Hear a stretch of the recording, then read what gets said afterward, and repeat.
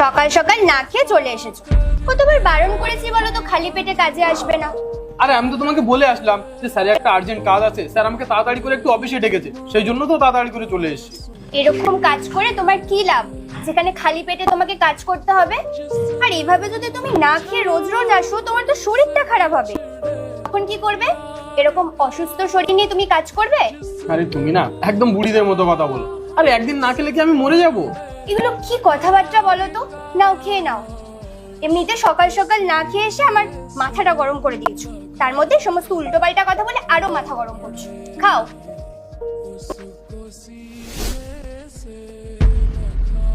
এখনো ঘুমাচ্ছে।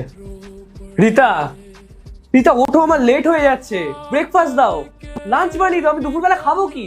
আরে আমি কি তোমার ঠেকা নিয়ে বসে আছি নাকি?